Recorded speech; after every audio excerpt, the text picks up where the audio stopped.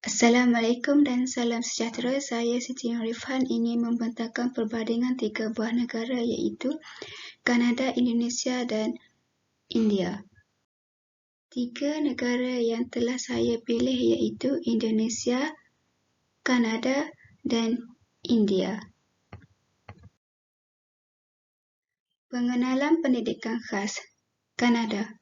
Pendidikan khas merupakan satu perkhidmatan dan kemudahan yang disediakan untuk individu berkeperluan khas. Indonesia. Pesantren merupakan lembaga kepada sistem pendidikan tertua di Indonesia. Sistem pendidikan adalah semua komponen pendidikan yang saling berkaitan dan bersepadu untuk mencapai tujuan pendidikan sekolah. Yang terakhir ialah India. Pendidikan khas merupakan program pengajaran khusus yang direka untuk bagi memenuhi keperluan pelajar khas. Akta Perundingan di Kanada. Rang Undang-Undang 82, pertama kalinya lembaga sekolah di Ontario dikehendaki untuk menyediakan program dan perkhidmatan pendidikan khas kepada murid-murid khas atau melalui perjanjian dengan lembaga sekolah lain yang dibiayai awam. Selain itu juga, segelintir pelajar-pelajar kelainan upaya tinggal di rumah tanpa menghadiri mana-mana sekolah, manakala yang lain mungkin telah ditempatkan dalam persekitaran sekolah swasta yang sering dijalankan oleh ibu bapa atau sukarelawan. Rang undang-undang di Indonesia pula ialah pada tahun 1970-an, pembaharuan utama yang dimulakan pada dekad sebelumnya telah dilaksanakan di Indonesia. Dasar-dasar baru program kredit dan keperluan diploma telah diperkenalkan, disertai dengan teknik pengajaran yang baru dan ianya dipengaruhi oleh persekitaran bilik darjah yang diubah secara mendadak, seperti program dan perkhidmatan untuk pelajar-pelajar dengan keperluan khas.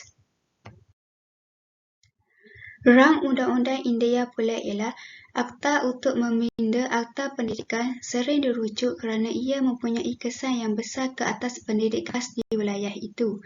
Sebahagian daripada gerakan di seluruh dunia untuk memberikan peluang pendidikan khas yang dibiayai oleh awam untuk semua murid pendidikan khas tanpa mengira keupayaan. Selain itu juga, Akta Pindaan Pendidikan 1980, lembaga sekolah telah diberikan 5 tahun untuk mewujudkan rancangan pendidikan khas dan Peraturan 360 memerlukan setiap lembaga sekolah menyediakan serta meluluskan laporan mengenai pendidikan khas dan perkhidmatan pendidikan khas dan mengemukakan kepada Kementerian Pelajaran setiap 2 tahun.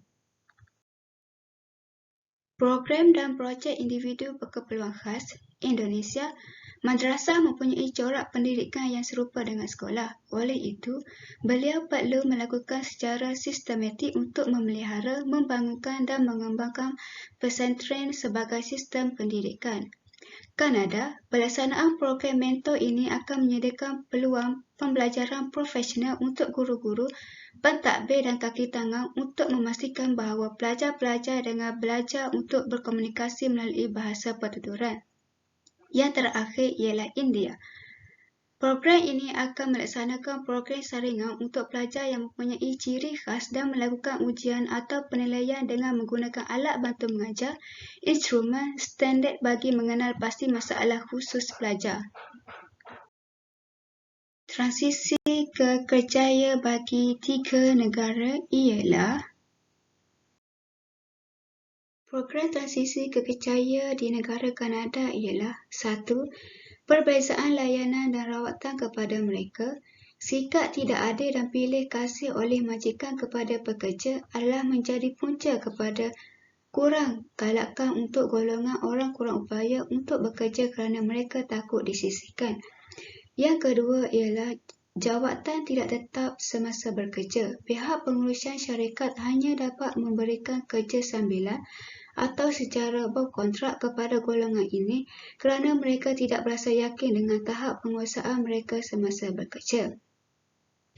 Yang ketiga ialah komunikasi dua hala. Mereka akan mempunyai sedikit masalah tentang bahasa penyampaian maklumat agar semua pekerja lain memahami dan mereka sendiri memahami arahan yang diberi. Di negara Indonesia pula ialah ibu bapa terlalu penyayang. Ibu bapa tidak berasa yakin untuk melepaskan anak mereka pergi bekerja. Malahan, guru jabatan ilmu. Tugas guru memastikan semua pelajar mereka boleh menguasai kemahiran mereka. Namun, guru terlepas pandang tentang kebajikan golongan istimewa ini. Yang terakhir ialah penerimaan bakal majikan dan orang lain. Sikap majikan sendiri yang kurang berminat untuk mengupah mereka. Yang terakhir ialah negara India. Rasa tidak dipedulikan. Proses pemikiran ini selalunya menghalangi kita untuk menarik dan berkomunikasi dengan orang-orang seperti itu.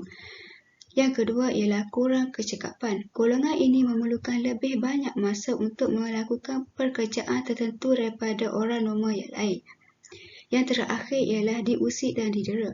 Mereka mendapat kelebihan dalam membuli golongan yang lemah dan kurang bernasib baik. Kesimpulannya, semua masalah ini dapat ditangani sehingga orang menjadi lebih memahami dan bersabar ketika mereka berhadapan dengan golongan istimewa ini. Oleh itu, pekerjaan yang sesuai untuk golongan ini perlu disediakan mengikut keupayaan mereka dan secara tidak langsung dapat membantu mereka menangani masalah keuangan apabila memulakan kehidupan di alam pekerjaan. Sekian, terima kasih.